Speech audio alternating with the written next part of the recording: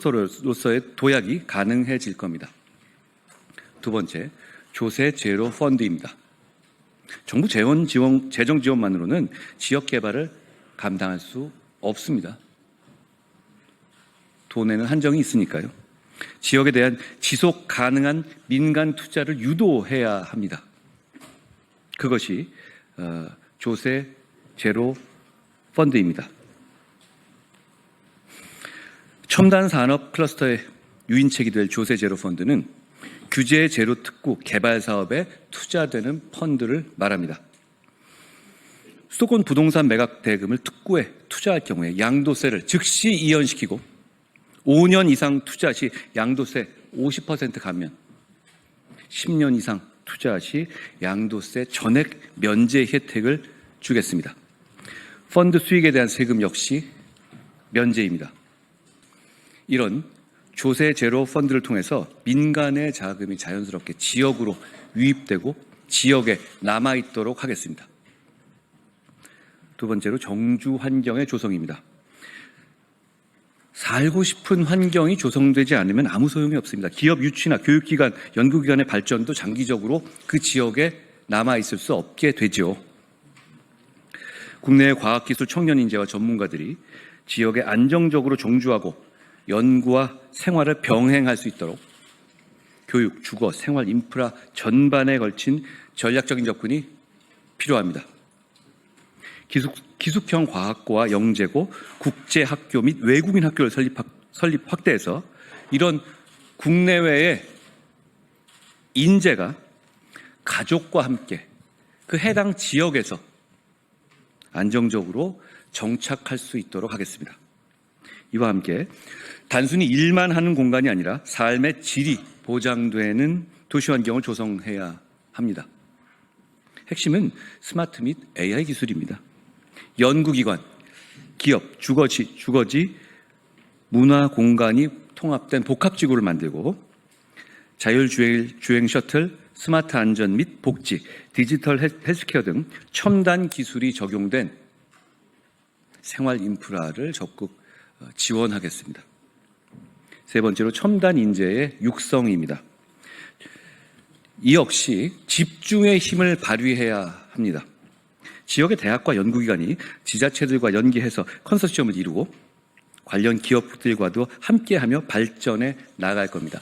앞에 제가 말씀드린 두 가지 방향과 시너지 효과를 이루게 될 겁니다. 기업들이 들어오게 해야 이렇게 대학과 연계할 수 있지 않겠습니까? 보스턴의 바이오테크 허브와 런던의 매드시티, 골든 트라이앵글, 런던, 옥스퍼드, 케임브리지를 말하죠. 실리콘밸리와 런던의 테크시티는 이런 유사한 성공 사례입니다. 우리도 할 수 있습니다. 이들은 모두 대학, 지역, 산업의 전략적인 파트너십을 통한 클러스터형 메가폴리스트의 모범입니다. 우리도 할 수 있습니다. R&D 중심에는 대학과 연구기관이 존재합니다. 대학의 연구 역량을 폭발적으로 높이려면 관련 산업 분야 학과에는 전면적인 자율 운영 권한을 보장하고 재정적인 인센티브를 제공해야 합니다. 진정한 첨단 산업과 첨단 연구 클러스터를 발전하기 위해서 국책 연구기관의 전략적인 이전도 앞서 말씀드린 제가 첫 번째, 두 번째 말씀드린 것과 붙여서 추진하겠습니다. 특성화고, 마이스터고, 졸업생의 선취업 후 진학 제도를 확대하고 기업의 사내 대학도 활성화해서 주력 사업 분야에서 필요한 인재를 그 지역에서 키우겠다는 겁니다.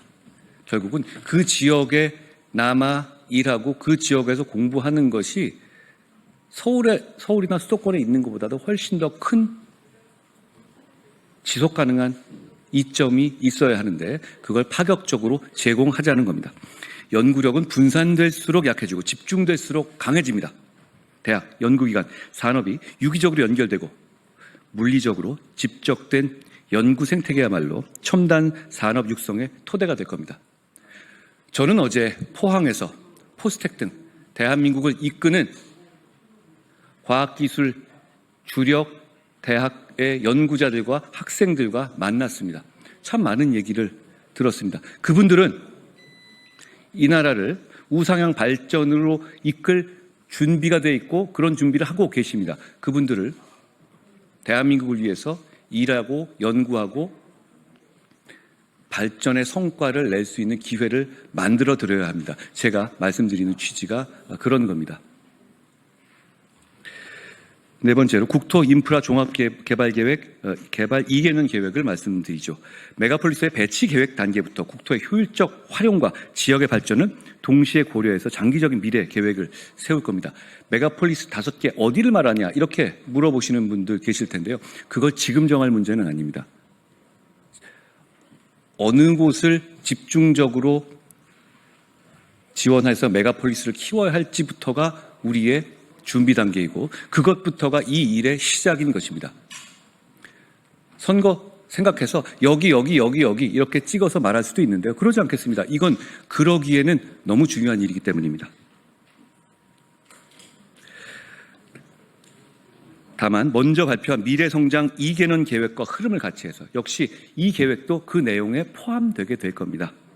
국토 인프라 종합 개발 2개년 계획도 함께 세우고 시행하겠습니다. 도로, 철도, 댐 등 국토의 인프라를 개발하면서 전력망, 통신망, 가스관, 수도관 등을 종합적으로 계획하겠습니다. 이를 통해서 단 한 푼의 국민 세금도 낭비되지 않도록 스마트하게 유능하게 추진하겠습니다. 인프라 개발에는 국민의 협조가 필요합니다. 그러니까 송전망 같은 것이 어려운 것이죠. 그렇지만 저는 합당한 인센티브를 설계하고 전력 사업 기반 기금 같은 재원을 충분히 활용해서 속도감 있게 추진하겠습니다. 더 늦어지면 안 됩니다. 지역의 발전을 위해서는 역설적으로 중앙정부의 강력한 리더십이 필요합니다. 지금까지 지역 차원에서의 행정구역 개편이라든가 통합 합산의 시도는 이루어졌지만 결국 그건 행정구역 간의 범위를 넓히는 것 외에는 큰 성과를 내기가 어렵습니다. 제가 중앙정부에서 장관을 해보면서 여러 규제를 담당해 봤는데요. 그 이유는 뭐냐면 현실적으로 우리는 국토의 크기와 인구 집적도 이런 상황을 볼 때 대부분 정말 핵심적인 규제와 핵심적인 지원의 툴은 중앙정부에 있기 때문입니다. 그런데 중앙정부에서 그걸 무조건적으로 이양할 수는 없어요. 왜냐하면 그건 중앙정부에서 해야 될 만한 특별한 이유가 있는 것들이 많이 있거든요. 그렇기 때문에 결국은 지방에서의 5대 메가폴리스를 만드는 이 집적은 과거처럼 바텀업으로 올라가는 단계에선 한계가 아니라 중앙정부 차원에서 몇 년 내에 반드시 해내겠다는 정책적 목표를 가지고 정책적 우선순위를 두고 추진해야 하는 겁니다. 저는 그렇게 하겠다는 겁니다. 지자체 차원의 특정 지역을 선정해서 산업을 집중적으로 육성하고 규제를 과감히 철폐하는 전략적 결정을 하기는 어렵습니다. 그러다 보니 지자체에서는 그런 결정을 하기 위해서 중앙정부의 장관이나 차관을 찾아다니면서 이렇게 해달라 이렇게 일을 할 수밖에 없거든요. 그런데 그런 식으로는 일이 제대로 될 수가 없고 중앙정부 입장에서 그런 요구를 받으면 각 지자체마다 균등하게 말이 안 나도록 배분할 수밖에 없었습니다. 그래서는 수도권 집중을 해결할 수가 없습니다. 수도권 서울과 직접 경쟁할 수 있는 지역의 5대 메가폴리스를 중앙정부 차원에서 집중적으로 지원해야 합니다. 국가 차원의 판단과 리더십, 중앙정부의 정책적 결단이 뒷받침되어야만 가능한 일입니다. 반드시 이 메가폴리스 정책을 실현시켜서 전국에 5개의 서울을 만들겠습니다. 단순한 수도권 집중 문제를 해소하는 것이 아니라 AI 3대 강국, 1인당 국민소득 4만 달러, 중산층 70% 달성하겠습니다. 할 수 있는 목표입니다. 첨단 산업 발전과 균형적인 국토 개발은 성장하는 중산층의 시대를 여는 문이 될 겁니다. 고맙습니다.